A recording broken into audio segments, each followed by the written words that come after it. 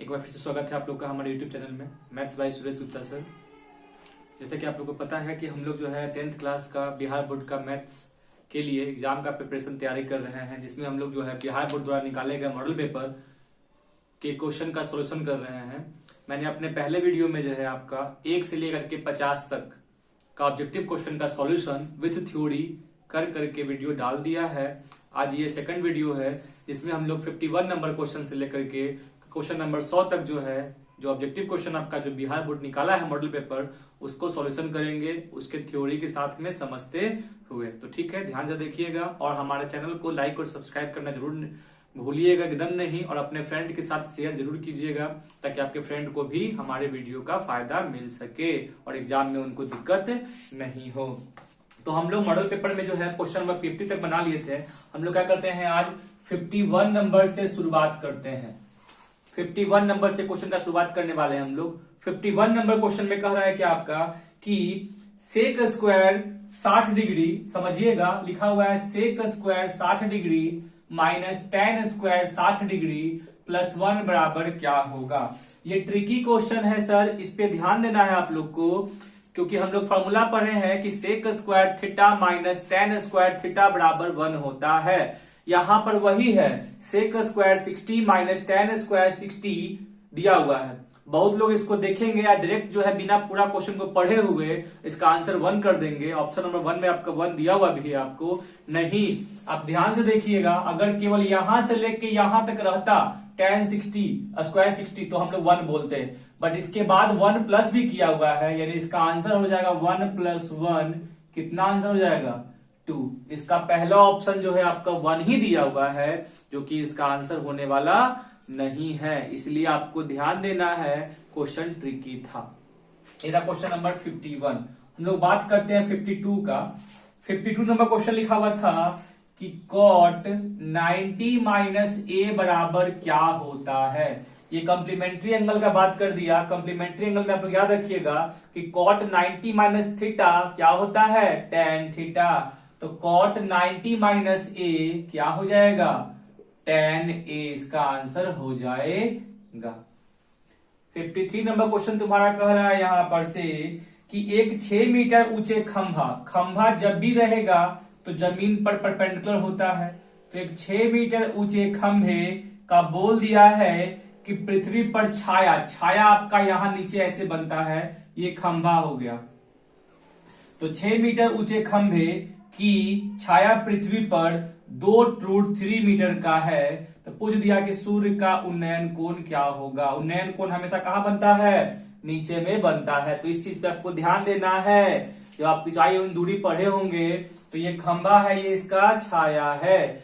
तो आप ध्यान से देखिएगा, तो उन्नयन कोण ये थीटा का हो गया। सर थीटा के सामने वाला होता है लंब, ये कर्ण, ये आपका आधार। तो लंब और आधार दिया हुआ है, पी और बी दिया हुआ है। तो हम डायरेक्ट बोलते हैं यहां पर से कि टेन थीटा बराबर 6/2√3। 6/2√3, 2/3 6, बच गया 3/√3।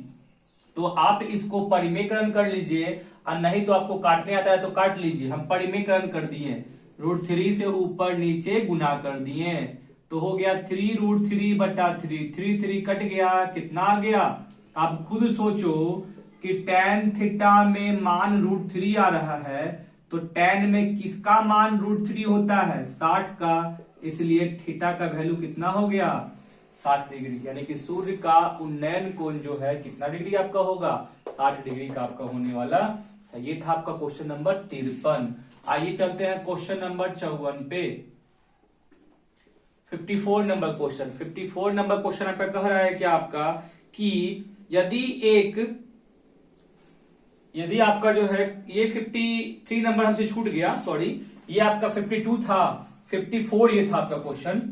53 में आपका एक क्वेश्चन ये दिया हुआ था, देखिए 53 में लिखा हुआ था कि 2 tan, ये थोड़ा सा मिसिंग है, टाइपिंग एरर है आपका। 2 tan 3 डिग्री लिखा हुआ है, 3 नहीं, यहां पे 30 डिग्री होगा। 2 tan 30 डिग्री अब बटा में 1 प्लस tan स्क्वायर 30 डिग्री का वैल्यू क्या होगा आपसे पूछ रहा है। तो आपको समझना यहां पर से ये है कि जब तक आपको tan का, sin का, cos का मान नहीं पता रहेगा, इसको हम लोग बना सकते नहीं है। तो यहां पर पता है कि सर 2 इंटू tan 30 का वैल्यू 1/√3। नीचे में आइएगा तो 1 प्लस tan स्क्वायर 30 था, तो 1/√3 का स्क्वायर। जब इसको सॉल्व कीजिएगा तो 2 इंटू 1/√3 2/√3 हो गया, और नीचे में 1 प्लस 1 का स्क्वायर 1 और √3 का स्क्वायर 3 आपका हो गया। जब इसको और सॉल्व कीजिएगा तो सॉल्व करने पे आपका हो जाएगा 2/√3 ऊपर में, और नीचे में इसको भिन्न का जोड़ कर लीजिएगा तो 3 इकाई 3 1 4/3, यानी कि आपका ऊपर में भी भिन्न है, नीचे में भी भिन्न है। तो हम पता है ना कि नीचे वाला ऊपर जब जाएगा तो उल्टा हो जाता है, तो हम लोग क्या करेंगे, यहां पर से उल्टा करेंगे, यानी कि इसका 2/√3, 3 ऊपर में 4 नीचे में, तो 2 दूना का 4।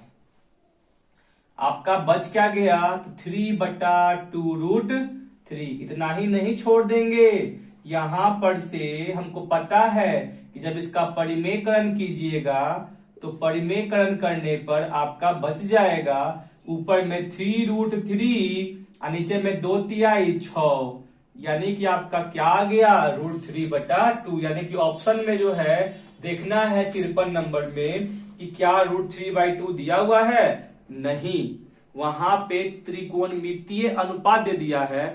तो सर हमारा यहाँ क्या आ गया, √3/2। तो √3/2 किसका मान होता है, तो ऑप्शन में आपका sin 60 डिग्री, यानी कि इसका आंसर हो जाएगा sin 60। क्यों, क्योंकि इसका वैल्यू √3/2 आया है, और sin 60 का वैल्यू भी कितना होता है, √3/2 ही होता, तो इसका आंसर ये होने वाला है।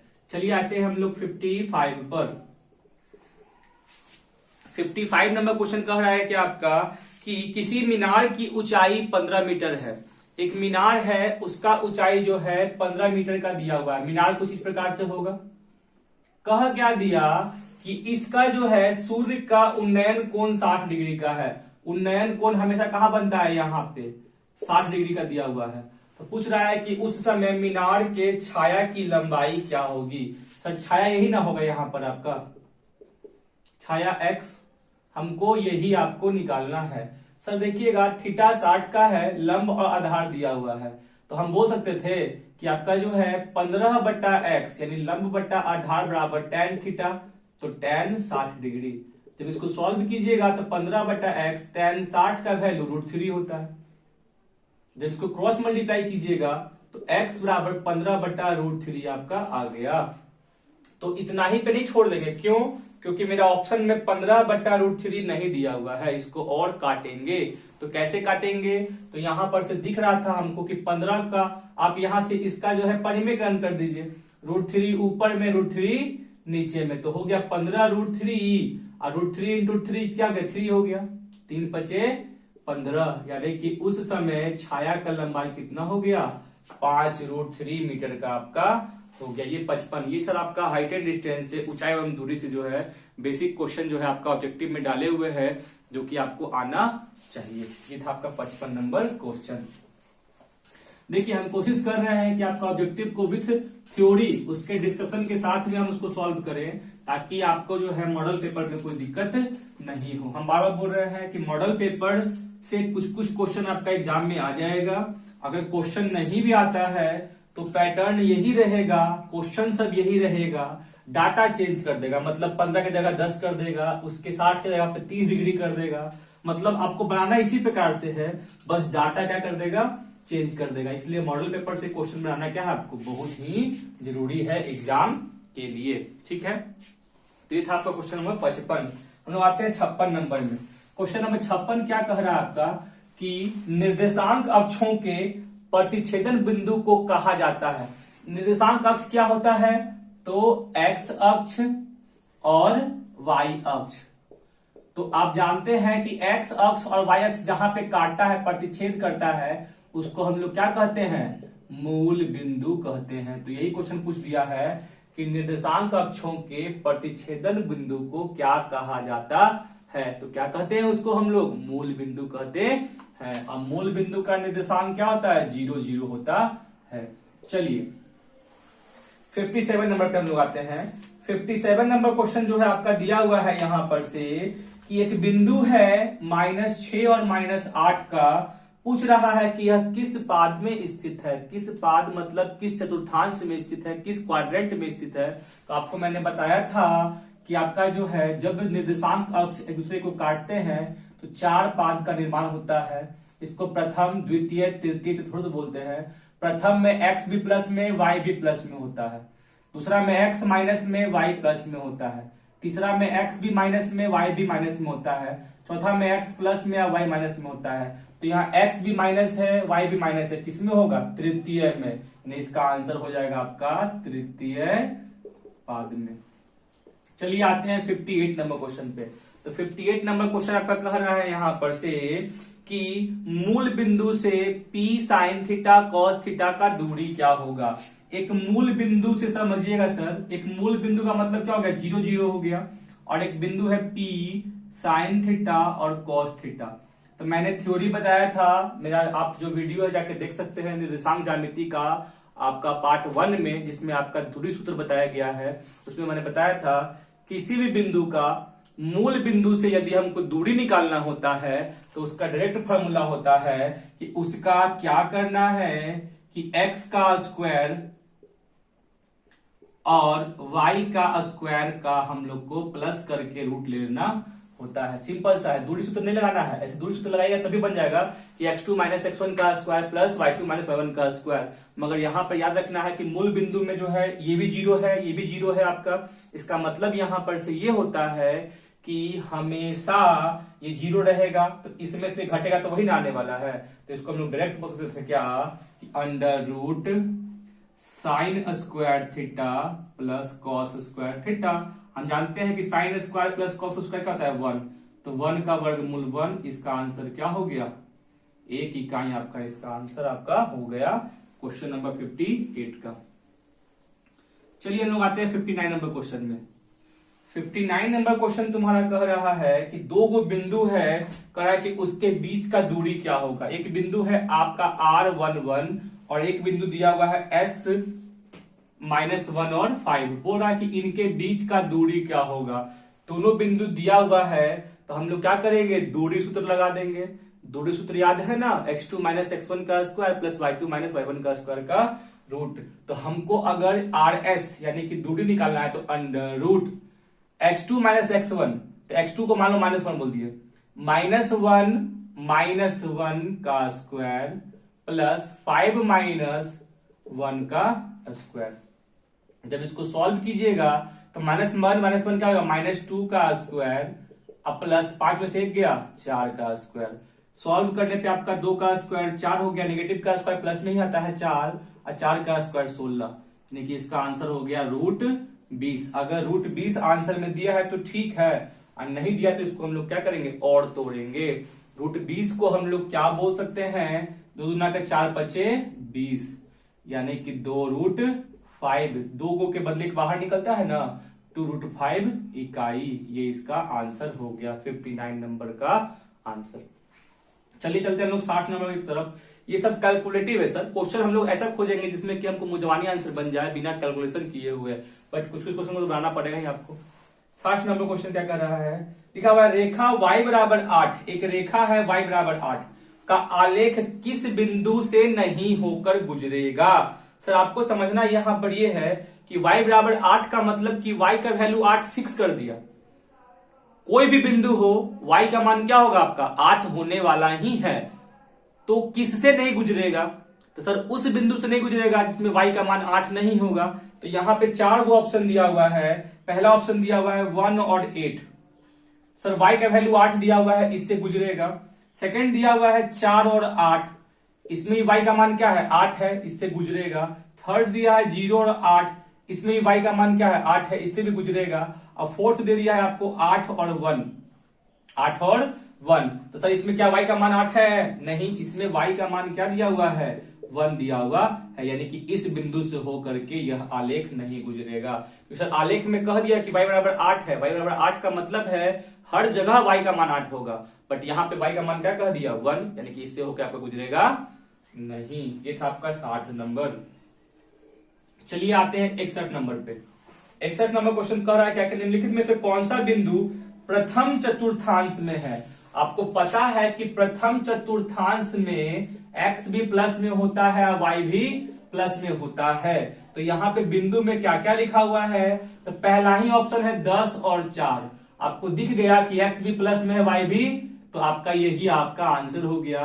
प्रथम चतुर्थांश में कोई भी बिंदु होगा तो आपका वो दोनों क्या होगा, आपका प्लस में ही होने वाला है। तो आपका आंसर 10 और 4 ही आपका। बाकी में किसी में माइनस दे दिया, किसी में प्लस दे दिया है।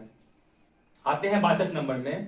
लिखा हुआ है क्या ना कि a बराबर, ये क्वेश्चन बढ़िया समझिएगा, a बराबर 5 6 एक बिंदु है कि y अक्ष से, समझिएगा, y अक्ष से इसका लंबवत दूरी क्या है। तो बहुत लोग कंफ्यूज कर जाएगा, कहेगा सर हमसे y अक्ष से दूरी मांग रहा है तो इसका y कोऑर्डिनेट, y निर्देशांक यानी कोटि 6 लिख देगा। नहीं, जब y से दूरी, किसी बिंदु का y से दूरी मांगता है तो हमको वहां पर x उसका लिखना पड़ता है, और x अक्ष से दूरी मांगेगा तो y लिखना पड़ता। हाँ, पूछते ना कि हाँ a 5 6 का y निर्देशांक क्या है, तो 6, कोटि क्या है तो 6। मतलब आपसे ये पूछे कि इस बिंदु का y अक्ष से दूरी कितना है, तो उस केस में इसका x निर्देशांक होगा, यानी कि इसका आंसर x निर्देशांक में क्या हो जाएगा, 5 इसका आंसर होने वाला है। x अक्ष से मांगेगा तो y निर्देशांक, और y अक्ष से मांगेगा तो x निर्देशांक आपका आंसर होता है। 63 नंबर क्वेश्चन क्या कह रहा है, देखिएगा, एक बिंदु m है, इसका दिया है निर्देशांक -2 और 10 का। एक बिंदु n है, उसका निर्देशांक आपको दे दिया है -8 और 14 का।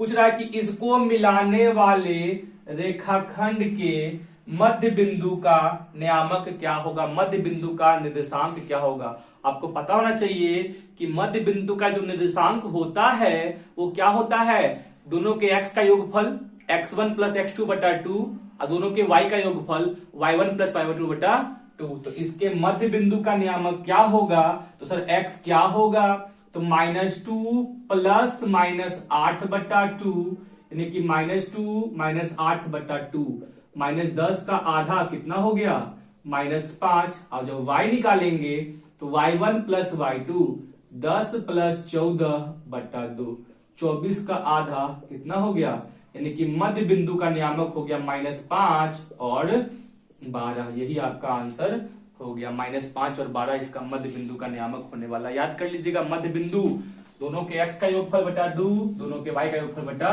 2 आपका होता है। ये था आपका क्वेश्चन नंबर 63। कुछ क्वेश्चन जो है गलती भी है, मीनिंगफुल नहीं है, मीनिंगलेस है, उस क्वेश्चन को हम लोग छोड़ देंगे, स्किप कर देंगे, क्योंकि उसमें टाइम बर्बाद करना क्या है, बेवकूफी है। हम लोग को एग्जाम में टाइम बर्बाद नहीं करना है किसी भी क्वेश्चन के पीछे। जो लगेगा कि नहीं ये क्वेश्चन गलत है, चाहे ज्यादा समय ले रहा है, तो उस क्वेश्चन को हम लोग छोड़ेंगे नहीं। और ऐसा नहीं कि सर सभी क्वेश्चन हमको गलत लग रहा है, सब में तो समय बर्बाद हो रहा है, सभी को छोड़ देंगे। अगर सब कुछ छोड़ दीजिएगा तो एग्जाम में क्या मिलेगा, आपको लड्डू मिलेगा। इसलिए सब क्वेश्चन को नहीं छोड़ना है। चलिए 64 नंबर क्वेश्चन थोड़ा बढ़िया है, मैंने इसको राउंड किया है। देखिए लिख रहा है कि वृत्त के व्यास के छोरों का, अब वृत्त का व्यास होता है, देखिए ये रहा आपका वृत्त, व्यास क्या होता है, वृत्त की सबसे बड़ी जीवा जो वृत्त के केंद्र से गुजरती है उसको हम लोग उसका व्यास कहते हैं। तो इसके व्यास के छोरों का निर्देशांक आपको दिया है, एक का दिया है निर्देशांक आपको 6 और -8, 6 और -8, एक का दिया है -6 और 8। बोल रहा है कि वृत्त के केंद्र का निर्देशांक क्या होगा। आपको यहां पर यह समझना था कि जो वृत्त का जो व्यास होता है ना, वो 2 त्रिज्या से बना होता है, केंद्र इसके बिल्कुल बीचों बीच में होता है। जब हमसे केंद्र का निर्देशांक आपसे मांग रहा है तो आपको यह समझना था कि इसका मध्य बिंदु मांग रहा है। क्यों, कि O से यहां का दूरी त्रिज्या, यहां से यहां का दूरी त्रिज्या, दोनों बराबर ना है, यानी कि व्यास का मध्य बिंदु जो होता है वो केंद्र होता है। तो हमको मध्य बिंदु मांग रहा है तो हम बोलेंगे x बराबर x1 प्लस x2 6 प्लस -6 बटा 2, 6 में से 6 गया 0 बटा 2 कितना हो गया 0। उसी प्रकार से अगर y निकालना होगा तो y1 प्लस y2 बटा 2 यानी 0 बटा, यानी कि इस केंद्र का निर्देशांक कितना हो गया 0 0, यानी कि मूल बिंदु आपका हो गया। ये था आपका क्वेश्चन नंबर 64। हम चलते हैं 65 पर। 65 नंबर क्वेश्चन कह रहा है, अभी निर्देशांक से क्वेश्चन दे रहा है। एक बिंदु A है 3 4, एक बिंदु B है, उसका दिया है P और 1, P गायब कर दिया। कह कहना कि मूल बिंदु से समदूरस्थ है। यह जो है मूल बिंदु से क्या है आपका, दोनों कोई समान दूरी पर है, समदूरस्थ है। समदूरस्थ का मतलब होता है समान दूरी पर है। तो P का मान क्या होगा? अभी जस्ट मैंने कुछ देर पहले आपको जो है मतलब आपको एक क्वेश्चन में बताया था कि किसी भी बिंदु का मूल बिंदु से दूरी जो होता है वो होता है अंडर रूट एक्स का स्क्वायर प्लस वाई का स्क्वायर। इसका भी एक्स का स्क्वायर प्लस वाई का स्क्वायर, दोनों बराबर है। इसका मतलब है कि OA बराबर क्या है आपका, OB है। तो हमको सकते देखो तो अंडर रूट एक्स का स्क्वायर 3 का स्क्वायर प्लस 4 का स्क्वायर बराबर अंडर रूट P का स्क्वायर प्लस 1 का स्क्वायर। दोनों दूरी बराबर है, रूट से रूट कट गया। 3 का स्क्वायर 9, 4 का स्क्वायर 16, 9 और 16 कितना होता है 25, 9 और 16 25 बराबर P स्क्वायर प्लस 1। जब 1 घटेगा तो P स्क्वायर बराबर कितना हो गया आपका 24। जब P स्क्वायर का वैल्यू 24 हो गया तो यहां से हम P का मान निकाल लेंगे अंडर रूट 24। 24 तो आपका और टूटने वाला है, तो यहां पर याद रखिएगा जब स्क्वायर इस तरफ जाएगा तो प्लस माइनस दोनों आता है। तो प्लस माइनस रूट 24 तोड़ दीजिए इसको, तो दुना का 4 दुना का 8 तिहाई 24 यानी कि 2 रूट 6। आपका आंसर हो जाएगा प्लस माइनस 2 रूट, आंसर हो जाएगा प्लस माइनस 2 रूट 6 इसका आंसर होने वाला है। तो इस क्वेश्चन पे भी आप लोग को ध्यान देना है। ये था आपका 65 नंबर क्वेश्चन। आते हैं हम लोग 66 नंबर क्वेश्चन पे। 66 नंबर क्वेश्चन कह रहा है कि आपका जो है एक बिंदु A है। देखिए निर्देशांक ज्यामिति का आप लोग मेरा वीडियो देखे होंगे, तो उसमें आपको मैंने बताया था कि एक बिंदु A 0,8 है, एक बिंदु B 6 12 है और एक तीसरा बिंदु C जो है -16 और -4 का है। तो बोल रहा है कि इसके द्वारा बने त्रिभुज का क्षेत्रफल क्या होगा। सर याद कीजिएगा, ये पहला बिंदु, दूसरा बिंदु, तीसरा बिंदु मैंने सिखाया था कि त्रिभुज के क्षेत्रफल बराबर होता है हाफ मॉड, याद कीजिएगा, x1 y2 minus y3 x2 y3 minus y1 plus x3 y1 minus y2 आपका होता है। तो उसी फॉर्मूला से देखिएगा 1/2 मैंने ट्रिक भी सिखाया था कि पहले x1 x2 x3 लिख लो, ऐसे दिक्कत नहीं हो। x1 क्या है 0 का, 0 इंटू प्लस x2 6 का प्लस x3 -16 का लिखा गया। अब y वाला पुट करेंगे, तो यहां पुट करने का जरूरत ही नहीं है। क्यों? क्योंकि कुछ भी 0 से गुणा करेंगे क्या बन जाएगा, 0 बन जाएगा। तो y1 माइनस y2 खत्म, y मतलब यहां पे y2 माइनस y3 खत्म हो गया, तो यहां पे y3 माइनस y2 y1 होगा।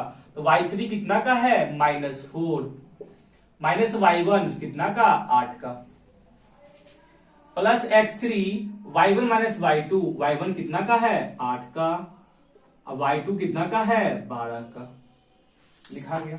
अब जब इसको सॉल्व कीजिएगा तो 1/2 मॉड, ये तो खत्म हो गया 0, 8 4 12 माइनस में, तो -12 गुना 6 -72। यहां पे आइएगा तो 12 में से 8 गया -4 आप प्लस 16 गुना करेंगे तो प्लस 64। 1/2 72 में से 64 जाएगा तो आपका -8 बचेगा। आपको पता है ना मोड क्या करता है, अंदर वाले को प्लस कर देता है। इसका आंसर कितना हो गया 4 इकाई इसका आंसर। तो सर देखिए, अगर आपको फॉर्मूला याद रहेगा तो क्वेश्चन को आप आराम से बना सकते हैं, फॉर्मूला नहीं याद रहेगा तो क्वेश्चन आपको बनेगा नहीं। तो ये सब क्वेश्चन जो है आपका कैलकुलेटिव है, तो आपको समय लगेगा ही लगेगा। तो देखिए था आपको क्वेश्चन नंबर 66 क्वेश्चन नंबर आपका दिया हुआ था। चलिए हम लोग चलते हैं क्वेश्चन नंबर 67 की तरफ।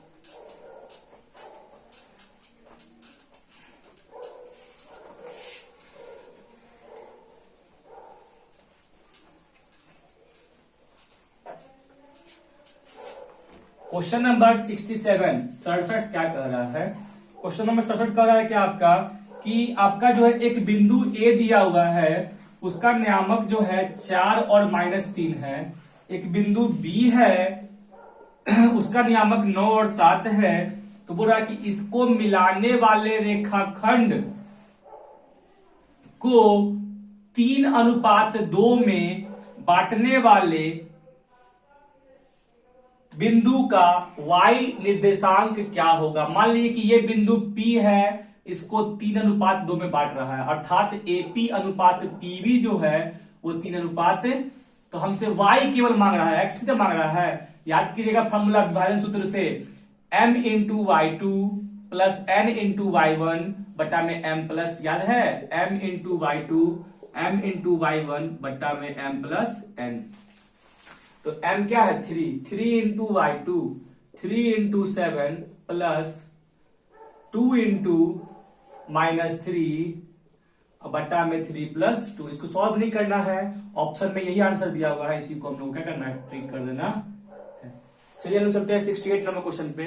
68 नंबर क्वेश्चन आपका कह रहा है कि त्रिभुज एबीसी में, ये बहुत आसान क्वेश्चन था सर, कहा कि त्रिभुज एबीसी में कहा कि कोण ए प्लस कोण सी का वैल्यू 120 डिग्री का है, तो पूछ रहा कि कोण बी का वैल्यू क्या होगा। हम लोग जानते हैं ना कि त्रिभुज में तीनों कोणों का योग होता है 180 डिग्री का, तो ए और सी 120 का है, तो बी कितना का हो जाएगा 180 माइनस 120 यानी कितना डिग्री का, 60 डिग्री का आपका आंसर हो जाएगा। देख लीजिए इतना आसान क्वेश्चन आपको दिया हुआ था।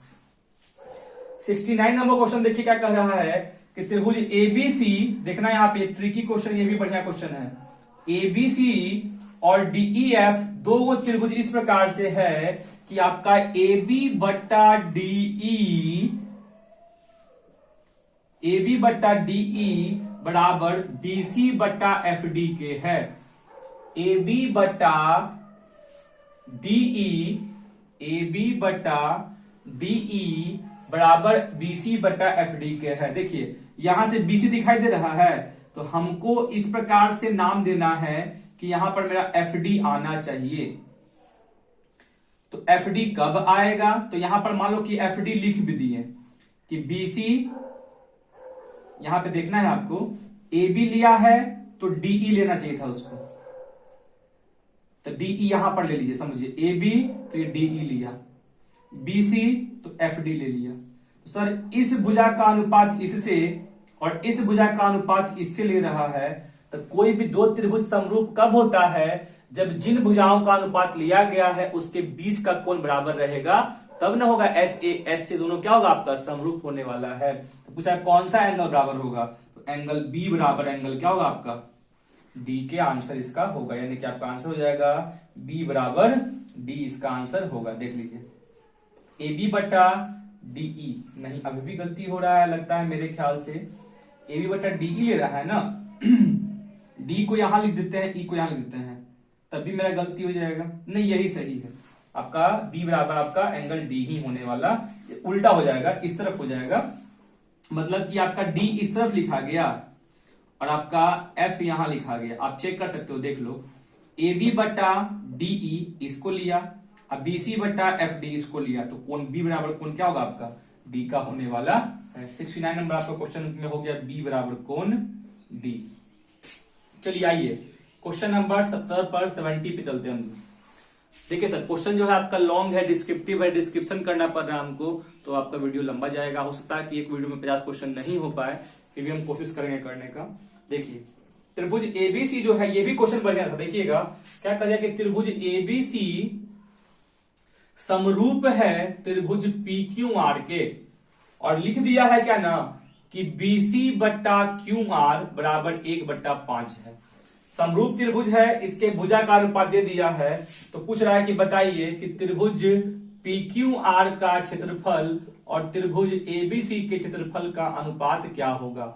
बहुत लोग कहेगा ना कि सर समरूप त्रिभुज के क्षेत्रफलों का अनुपात उनके भुजा के अनुपात के वर्गों के अनुपात के बराबर आपका होता, इसका स्क्वायर कर देगा 1/5। नहीं, ऊपर में BC दिया है ABC वाला, नीचे में QR दिया है PQR वाला, तो अगर हमसे पूछता ना कि ABC और PQR का क्षेत्रफल, तो हम उसका स्क्वायर कर देते हैं, बट यहां पर ऊपर में PQR लिख दिया ना, तो PQR का भुजा क्या है आपका QR 5, तो ऊपर में 5 लिखाएगा, नीचे में 1 का स्क्वायर, यानी कि 25/1 यानी कि 25:1 इसका आंसर होने वाला है। इसमें क्वेश्चन में फंसना आप लोग को नहीं है। चलिए क्वेश्चन नंबर 71 देखिए, इतना आसान क्वेश्चन दिया हुआ है, लिखा हुआ है tan 90 माइनस ए बराबर क्या होगा। tan 90 माइनस थीटा क्या था, cot थीटा इसका आंसर क्या हो जाएगा, कॉट ए आपका आंसर हो जाएगा। ठीक है, आते हैं क्वेश्चन नंबर 72 पे। एक आकृति दी गई है, देखिएगा यहां पर से एक आकृति यहां पर से दे दिया है, लिख दिया है कि आपका जो है ए, ये बी, ये सी, और लिख दिया है कि ये डी है और ई है। क्वेश्चन में कह दिया कि डीई समानांतर बीसी के है। थेल्स प्रमेय है, याद कीजिएगा। थेल्स प्रमेय में कि किसी एक भुजा के समानांतर कोई रेखा खींची जाती है तो अन्य दो भुजाओं को समान अनुपात में बांटती है, अर्थात एडी बटा डीबी बराबर एई बटा ईसी होगा। इसमें क्या कह दिया है ना कि एडी का मान 5, ये 5 का है, डीबी का मान 6 और एई का मान 8। तो पूछ रहा है कि ईसी का मान कितना होगा। इस ईसी का मान हम लोग जानते हैं एडी बटा डीबी, एडी बटा डीबी बराबर एई बटा ईसी होगा, एई बटा ईसी। एडी का वैल्यू 5, डीबी का वैल्यू 6, एई का वैल्यू 8, ईसी का वैल्यू नहीं पता है। क्रॉस मल्टीप्लाई कर लीजिए, जब क्रॉस मल्टीप्लाई कीजिएगा तो ईसी बराबर 8 छक 48 अबागा 5, यानी 5 नंबर 45 और 3 9.6 सेंटीमीटर इसका आंसर होने वाला है। ये आपका क्वेश्चन नंबर 72 आपका दिया हुआ। ठीक है, चलिए 72 के बाद हम चलते हैं आगे, क्वेश्चन पे बढ़ते हैं। सब क्वेश्चन बढ़िया बढ़िया क्वेश्चन है। ऑब्जेक्टिव ध्यान दीजिएगा सर, अगर इसको आप बना लिए तो आपका एग्जाम में ऑब्जेक्टिव बन जाएगा। 100 में से 85 चुनना है, आप उसको आराम से बना सकते हैं, कोई दिक्कत नहीं होगा आप लोग को। चलिए 72 के बाद हम आते हैं क्वेश्चन नंबर 73 पे। क्या कह रहा है क्वेश्चन नंबर 73, देखिएगा। क्वेश्चन नंबर 73 आपसे ये कह रहा था कि दो समकोणिक त्रिभुजों में, समकोणिक त्रिभुज का मतलब होता है वैसे त्रिभुज जिनके कोण बराबर है, संगत कोण बराबर है, उनकी संगत भुजा का अनुपात सदैव समान रहता है, किसने कहा है। सर कोई दो त्रिभुज का अगर कोण बराबर हो गया है तो उसका भुजा भी क्या रहेगा, समानुपाती होता है। ये किसने कहा है, तो थेल्स ने कहा है, थेल्स प्रमेय, यानी कि इसका आंसर हो जाएगा आपका थेल्स। थेल्स ने ये स्टेटमेंट कहा था। 74 नंबर क्वेश्चन, एक बाह्य बिंदु से वृत्त पर कितनी स्पर्श रेखाएं खींची जा सकती हैं। सर याद रखिएगा, किसी बाहरी बिंदु से वृत्त पर 2 गो स्पर्श रेखा खिंचाता है और इनकी लंबाई क्या होती है, आपस में बराबर होती। ये 74 नंबर क्वेश्चन था आपका। 75 नंबर क्वेश्चन देखिए क्या कर रहा है, याद रखना है किसी बाह्य बिंदु से वृत्त पर खींची गई स्पर्श रेखाओं की लंबाई कितनी होती है, 2 होती है, वो आपस में बराबर भी होता है। 75 नंबर क्वेश्चन क्या कर रहा है, देखिए आकृति बना दिया है, एक वृत्त है, एक वृत्त क्या कर दिया है कि वृत्त है, एक बाहर में एक बिंदु P दिया हुआ है, लिखा है कि आपकी PA और PB, इस वृत्त पर P से 2 गो स्पर्श रेखा खींचा गया है, PA और PB स्पर्श रेखा खींचा गया है, और इसके बाद पहले इस AB को मिला दिया है, यहां पर केंद्र है आपका O, इससे इसको मिलाया गया है और इससे इसको मिला दिया गया है। यही फिगर आपका दिया हुआ है। क्वेश्चन में कह दिया है कि यदि APO 40 का है, APO ये एंगल 40 डिग्री का दिया हुआ है, तो पूछ रहा है कि OAB कितना का होगा, OAB यानी कि ये कोण कितना डिग्री का आपका होगा, हमसे पूछ दिया है। समझने वाली बात है सर, आप देखिए बहुत इसको आसानी से समझ सकते थे, कोई दिक्कत आपको। ये तो पता है कि यहां से ले, ये त्रिज्या है वृत्त का, केंद्र से मिलाया गया त्रिज्या है, तो ये पूरा कोण 90 का होगा। पूरा कोण कितना का होगा आपका, यहां से लेके यहां तक आपका 90 का होने वाला है। तो हम ये 40 का, तो ये भी कितना का होगा, 40 का होगा, समरूप त्रिभुज है। तो ये हमको दिख गया कि ये पूरा कोण आपका 80 डिग्री का हो गया है। तो हमको पता ना है कि त्रिभुज में देखिएगा, त्रिभुज PAB में देखिएगा, PA और इस B में देखिएगा, त्रिभुज के तीनों कोणों का योग 180 डिग्री होता है। तो हमको 80 यहां मिल गया, तो 100 घट रहा है, तो 100 में जो है आपका यहां से लेकर के यहां तक का ये कोण जो है, और ये कोण 100 डिग्री का है। चूंकि PA बराबर PB है, समद्विबाहु त्रिभुज है, तो ये कोण 50 का, ये कोण 50 का। जब ये 50 का, ये 50 का, तो अभी आपको मैंने कहा था ना कि त्रिज्या जो होती है स्पर्श बिंदु पर लंब होती है, तो ये 50 का, तो ये कोण कितना का हो जाएगा आपका, 40 डिग्री का आपका हो जाएगा। यानी कि आप बोल सकते थे कि एंगल OAB जो होगा वो कितना डिग्री का होगा आपका, 40 डिग्री का होगा। 76 नंबर क्वेश्चन देखिएगा, ये भी आकृति वाला क्वेश्चन ही दिया हुआ है। एक वृत्त बना हुआ है, इसमें कहा कि QPR वृत्त का व्यास है, QOR सॉरी, यहां पर से ये Q है, ये O है और ये R है, वृत्त का व्यास है। तो पूछ रहा है कि PQ बराबर PR है, एक बिंदु P है, PQ बराबर PR का दिया हुआ है। तो पूछ रहा है कि एंगल PQR कितना का होगा। सबसे पहली बात हमसे ये कौन मांग रहा है, सुनिए, ये वृत्त का व्यास है। जब वृत्त का व्यास होता है तो आपको पता होना चाहिए कि वृत्त का व्यास, जो वृत्त का व्यास वृत्त को दो भाग में बांटता है, अर्धवृत्त में। ये भी पता होना चाहिए कि अर्धवृत्त में बना कोण कितना का होता है, 90 डिग्री का होता है। जब ये 90 का हो गया तो बाकी दो कोणों का योग भी कितना होगा आपका, 90 का होगा। और चूंकि PQ बराबर PR का है तो 90 यानी कि ये समद्विबाहु त्रिभुज हो गया, तो ये 45 का, ये आपका 45 का, यानी कि आपका कोण PQR कितना का होगा, आपका 45 डिग्री का होने वाला। ये था आपका 76 नंबर क्वेश्चन था। हम लोग आते हैं 77 नंबर क्वेश्चन। 77 नंबर क्वेश्चन क्या कर रहा है कि O केंद्र वाले वृत्त में, इसका फिगर बनाएंगे हम लोग, यहां पे इधर जाइए। 27 नंबर, O केंद्र वाले वृत्त में क्या कह दिया आपको, AB और AC दो स्पर्श रेखा है। एक स्पर्श रेखा ये AB और AC, A और B और AC, पता है ना कि दोनों क्या होता है, बराबर होता है। स्पर्श रेखा है इस प्रकार से कि कोण BOC 110 का है, BOC ये 110 डिग्री का है। तो CAO कितना का होगा, CAO यानी कि ये वाला, इसको मिलाने पर जो है ये कोण कितना का आपसे होगा। सुनिए, पता है ना कि ये वृत्त का त्रिज्या है, तो ये कोण 90 का, ये कोण भी 90 का। तो ये एक चतुर्भुज बन रहा है, 1 2 3 4 चतुर्भुज में चारों कोणों का योग 360 डिग्री होता है। तो 90 90 180, ये 110 का है, तो ये पूरा कोण A जो होगा वो कितना डिग्री का हो जाएगा, 180 माइनस 110 यानी कि 70 डिग्री का ये हो जाएगा।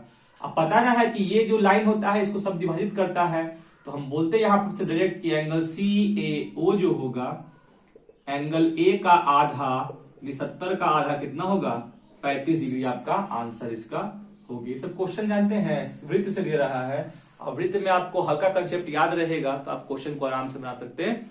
ये था आपका क्वेश्चन नंबर 77। 78 में हम लोग आते हैं। देखा, बिंदु T से, एक बिंदु T है, वृत्त से क्वेश्चन डाल रहा है। बिंदु T से किसी वृत्त पर स्पर्श रेखा की लंबाई 12 का है। एक स्पर्श रेखा ये 12 सेंटीमीटर का दिया हुआ, स्पर्श बिंदु ये हो गया। कह दिया कि केंद्र से T की दूरी, ये केंद्र O है, केंद्र से T की दूरी आपका दिया हुआ है कि 13 सेंटीमीटर का है, ये 13 सेंटीमीटर का है। तो पूछ रहा है कि वृत्त की त्रिज्या क्या होगी, ये त्रिज्या यही ना होगा आपका R। पता है ना कि वृत्त की त्रिज्या स्पर्श बिंदु पर लंब होती है 90 डिग्री का। यह एक समकोण त्रिभुज बन गया, और समकोण त्रिभुज में जानते हैं हम लोग, कर्ण का स्क्वायर बराबर लंब का स्क्वायर प्लस आधार का स्क्वायर।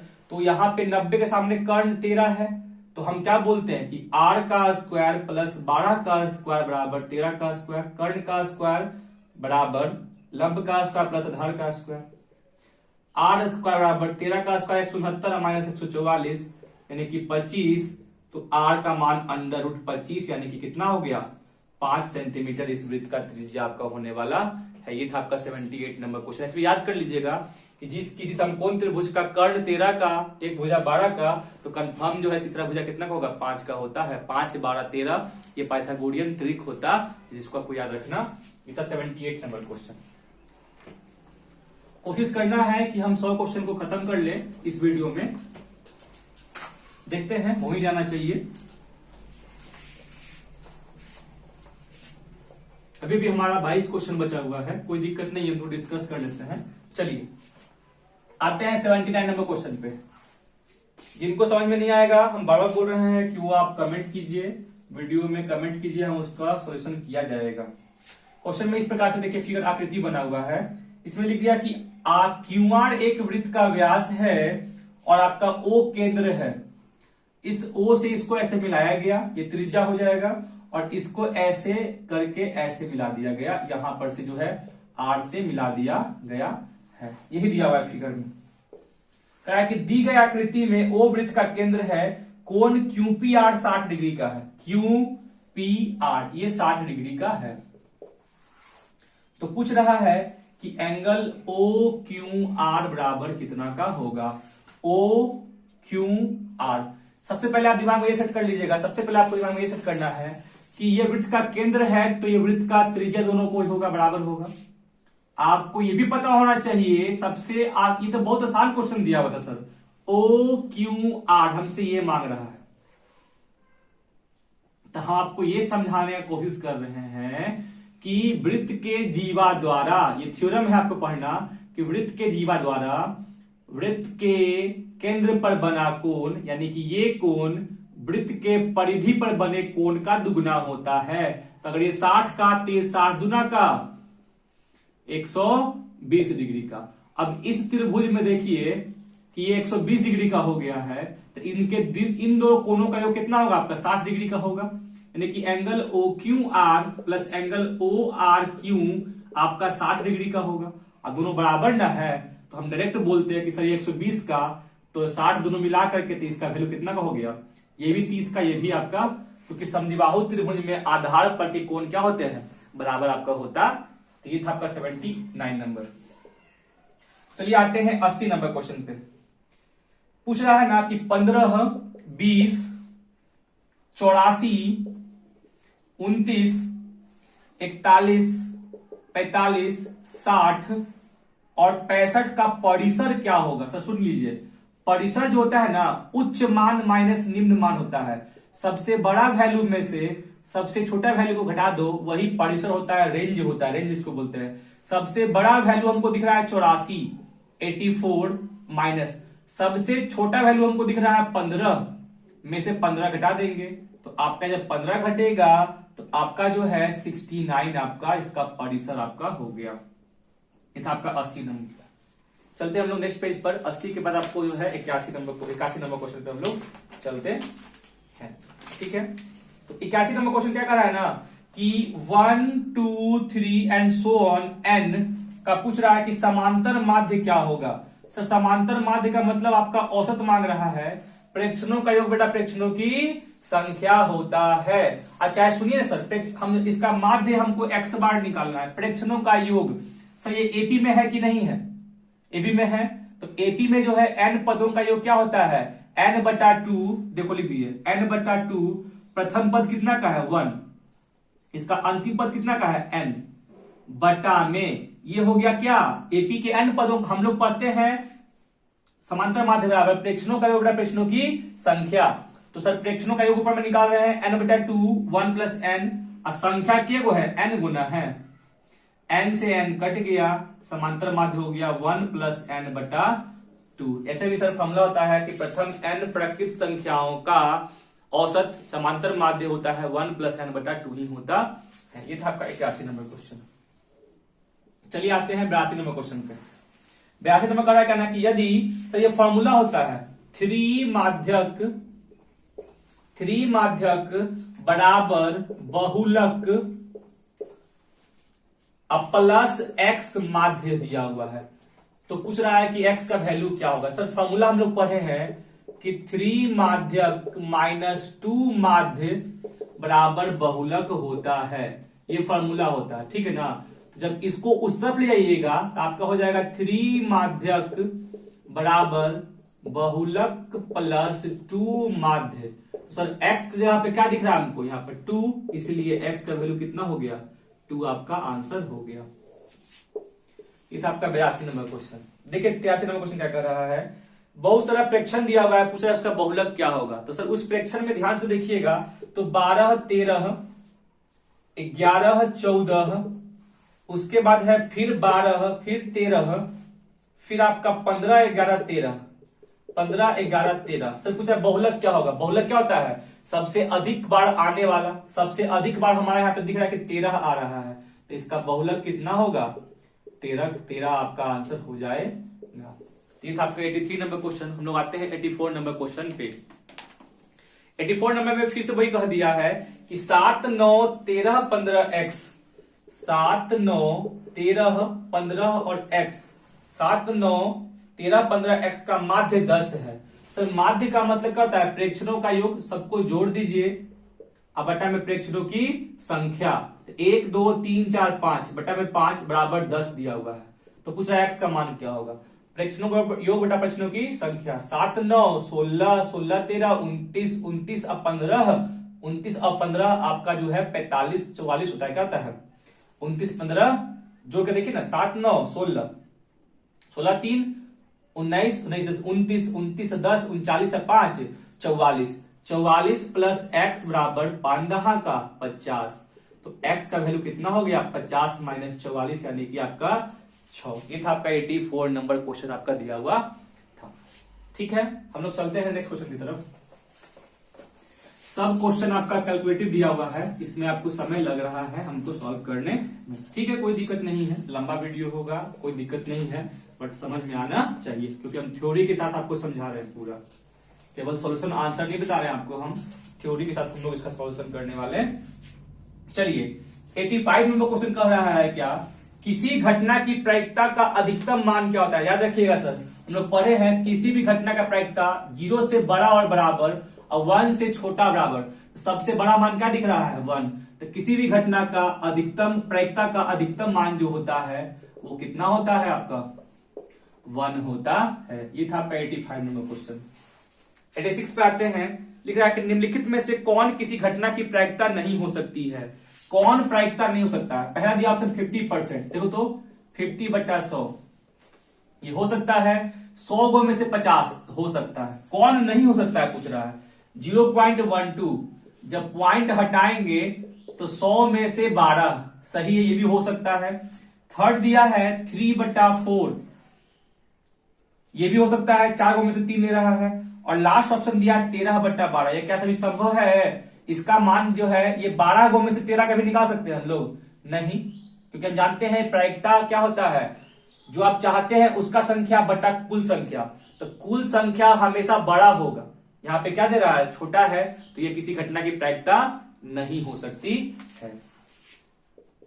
आइए 87 नंबर पर करा कि एक न्याय संगत पासा को फेंका गया है। पासा को फेंके हैं, पूछ रहा है क्या कि 2 का गुणज आने क्या? जब एक पासा को फेंकिएगा क्या क्या आएगा? 1, 2, 3, 4, 5 और 6।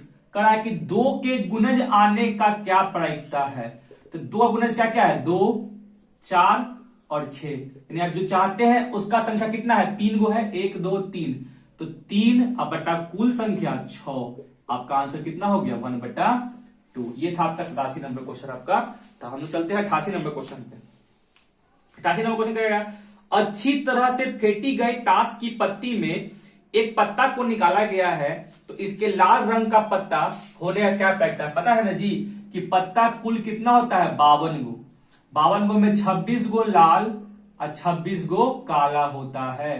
तो बोल रहा है कि लाल पत्ता होने की क्या प्रायिकता होगी? तो लाल पत्तों की संख्या कितनी है? 26 और बटा कुल पत्ता कितना है? 52।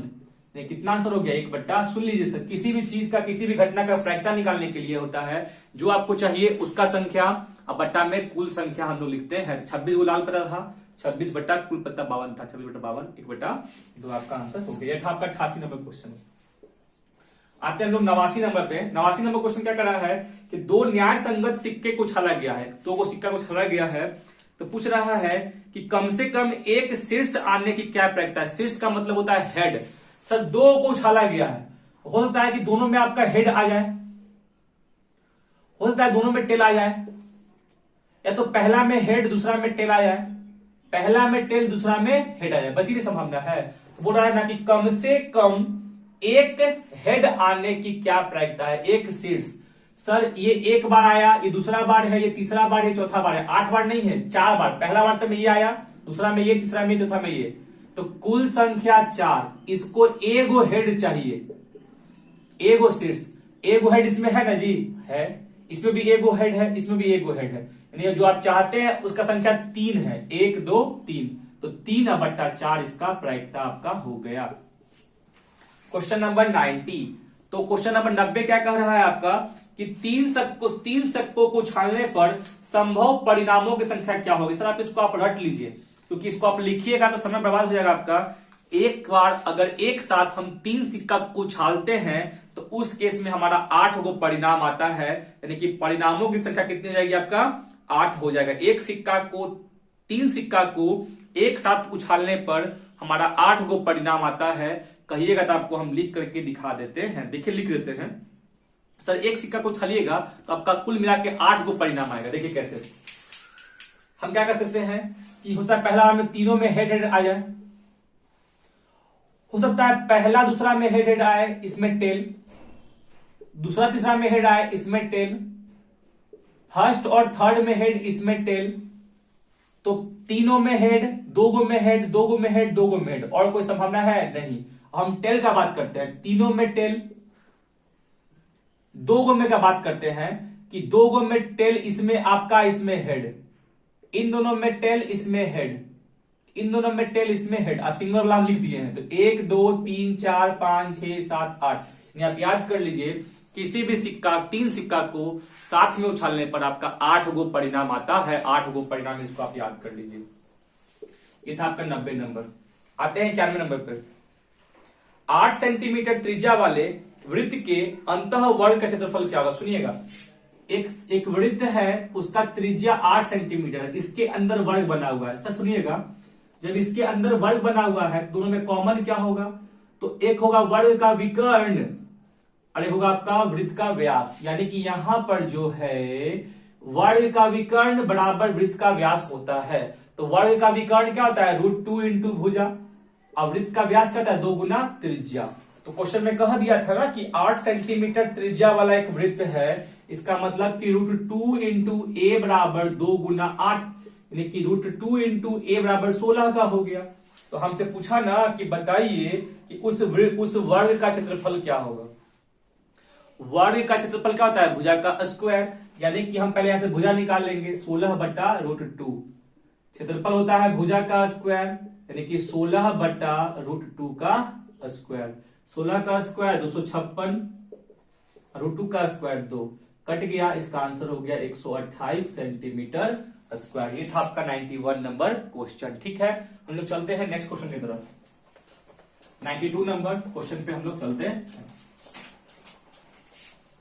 ये 100 क्वेश्चन आप बना लेते हैं अपने से, खुद से, बिना देखे हुए किसी का, तो समझ लीजिए कि आपका जो है ऑब्जेक्टिव में, आपका एग्जाम में अच्छा नंबर आपका आ जाए। चलिए देखते हैं हम लोग 92 नंबर क्वेश्चन क्या कह रहा है। 92 नंबर क्वेश्चन कह रहा है कि आपका कि दो वृत्त के परिधियों का अनुपात, परिधि क्या था? 2 पाई आर, 2 पाई R1 बटा 2 पाई R2, 2 गो वृत्त ना है। परिधि का अनुपात कह रहा है कि 4:5 है। यहां से क्या समझ रहा है? 2 पाई कट गया, त्रिज्या का अनुपात कितना हो गया? 4/5। तो बोला कि उनके क्षेत्रफलों का अनुपात क्या होगा। क्षेत्रफल मतलब क्या था? पाई R1 square pi R2 square मांग रहा है। पाई कट गया। सर R1 बटा R2 कितना का? 4 बटा इसका स्क्वायर, 16/25 इसका आंसर हो गया, 16:25। ये आपका 92 नंबर क्वेश्चन आपका हो गया। 93 नंबर क्वेश्चन पे आते हैं हम लोग। 93 नंबर क्वेश्चन कह रहा है कि आपका यदि एक समबाहु त्रिभुज का क्षेत्रफल, समबाहु त्रिभुज जिसकी तीनों भुजाएं बराबर होती हैं, इसका क्षेत्रफल होता है √3/4 भुजा का स्क्वायर। दिया हुआ है 9√3 का। तो पूछ रहा है कि इसकी भुजा क्या होगी। √3/4 भुजा स्क्वायर बराबर 9√3 का, तो भुजा कितना का होगा? सर भुजा स्क्वायर बराबर 9√3 इंटू 4 बटा में √3, √3 कट गया, 9 चौका 36, तो इसका भुजा कितना का आ गया? 36 का वर्गमूल, यानी कि 6 सेंटीमीटर का आपका इसका आंसर हो गया। चलिए आते हैं 94 नंबर क्वेश्चन में।